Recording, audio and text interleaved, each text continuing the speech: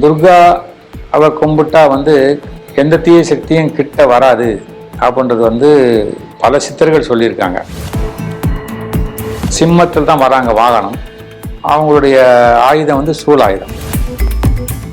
முத்திரை ஒன்று சொல்லிக் கொடுங்க சார். துர்காவை எனக்கு ஃபுல் அருள் கிடைக்கணும், என்னை எந்த தீய சக்தியும் அண்டக்கூடாது. அந்த துர்கா முத்திரை என்ன அப்படின்னு கண்டுபிடி தான் கொஞ்சம் சிரமப்பட்டு கண்டுபிடிச்சிட்டோம். அது சிவன் எனக்கு டக்குன்னு அருள் புரியணும் சார் ஆவனார். 2 முத்திரைகள் வந்தது. அந்த 2 முத்திரைகளையும் நான் இப்போ இதே பதிவில் சொல்லிடுறேன்.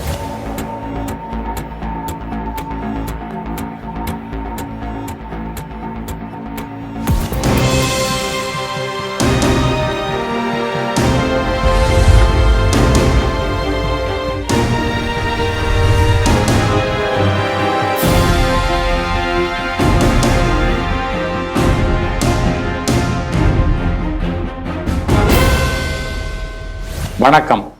மீண்டும் ஜிவி கம்யூனிகேஷன்ஸ் ஆன்மீகம் மற்றும் அஸ்ட்ராலஜிக்கல் பதிவுகளில் உங்களை தொடர்ந்து சந்திப்பதில் மிக்க மகிழ்ச்சி. இப்போ இந்த முத்திரைகளை பற்றி சென்ற பதிவுகளெல்லாம் நாங்கள் போட்டிருந்தோம்.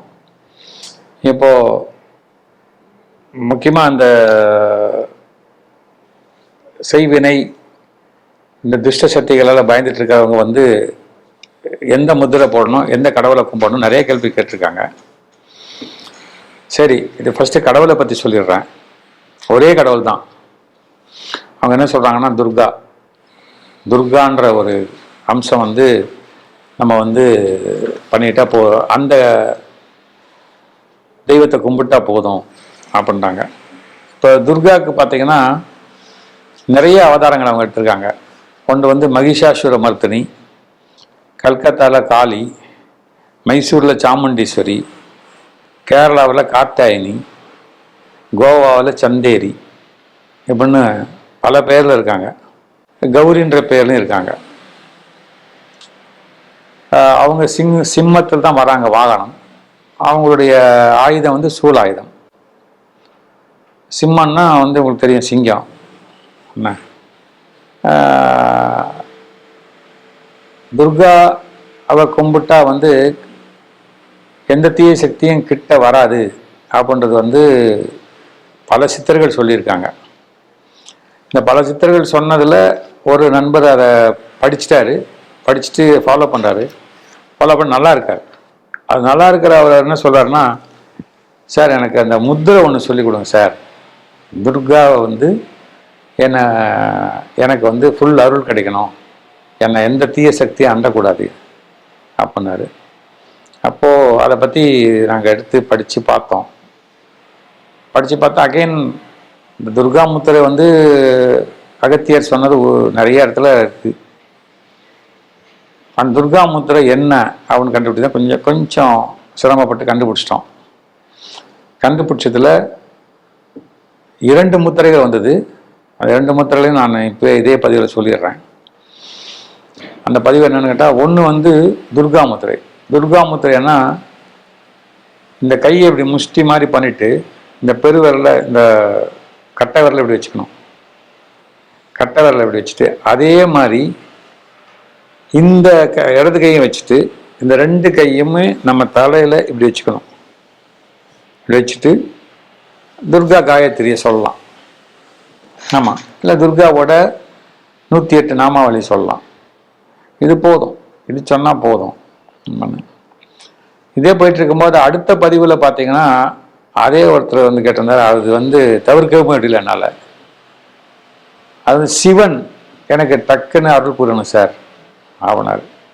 ஆக சிவனுக்கு உரிய ஒரு நல்ல முத்திரைகள், பல முத்திரைகள் இருந்தாலும் ரொம்ப சிம்பிளான ஒரு முத்திரை கிடைச்சிது. அது எளிய மனிதர்கள் செய்யக்கூடிய முத்திரை. அது கையை இப்படி வச்சுக்கணும், அவ்வளோதான். இப்படி வச்சுட்டு நீங்கள் வேண்டிங்கன்னா, இது பேர் கபால முத்திரைன்னு பேர். கபாலம் என்றால் மண்டையோடு. அந்த மண்டையோட பொசிஷனை நீங்கள் வச்சுக்கிட்டாலே போதுன்றாரு. இது எர்லியர் டைமில் என்ன இருக்குன்னு கேட்டிங்கன்னா, ஒரு மண்டை ஓட்டையே வச்சுட்டு தான் சிவனை வேண்டியிருக்காங்க. அது என்ன காரணம்லாம் எனக்கு பதிவில் நான் விலாவரியே சொல்ல இருக்கு நேரம் இல்லை. பட்டு எளிமையாக்கி சாதாரண மனிதர்கள், எளிய மனிதர்கள், அன்றாட வாழ்வில் இருக்கக்கூடிய குடும்ப நண்பர்கள், குடும்பஸ்தர்கள், அவங்க செய்ய சிவன் கோயிலில் இப்படி வச்சுட்டு பண்ணாலே போதும். கபால முத்திரை வச்சுட்டு பண்ணாலே போதும். ஒரு கையில் பண்ணோமா 2 கையில் பண்ணோமான்னு அடுத்த ஒரு கேள்வி வரும். 2 கையிலையும் பண்ணலாம். இப்படி பண்ணிவிட்டு சிவனோட நாமத்தை நீங்கள் சொன்னீங்கன்னா சிவன் மகிழ்ச்சி அடைஞ்சு கொடுப்பான்றாங்க. ஸோ இந்த ஒரு பதிவில் நான் உங்களுடைய தீய சக்திகளை அழிக்கக்கூடிய துர்கா முத்திரை அதை பற்றி சொல்லிட்டேன். 2வது இறைவன், முனிவர்கள் மற்றும் எல்லாத்துக்கும் இந்து தர்மத்தில், இந்து மதத்தில் தலையாய கடவுளாக இருக்கக்கூடிய சிவன், அவரை வணங்கிறதுக்கு என்ன முத்திரைன்னு சொல்லி 2, ஒன்று துர்கா முத்திரை, இன்னொன்று கபால முத்திரை என்ன சொல்லியிருக்கோம். இந்த முத்திரைகள் பற்றிய சந்தேகங்களுக்கு ஒரு தற்காலிக இடைவெளி கொடுக்குறோம். அடுத்த பதிவுகளில் தொடர்ந்து இன்னும் பல முத்திரைகள் ஹெல்த் ரீதியாகவும், அடுத்து இன்னும் பல கடவுளுக்கு உண்டான முத்திரையும், மாணவர்கள் படிப்பதற்குண்டான முத்திரையும், நம்ம நல்ல டென்ஷன் இல்லாத இருக்கிறதுக்கு, ரொம்ப எனர்ஜெட்டிக்காக இருக்கிறதுக்கு எல்லா முத்திரையும் எடுத்து வச்சுருக்கோம். பதிவிடுவோம்னு சொல்லி இந்த முத்திரைக்கான பதிவை முடிச்சுக்கிறோம்.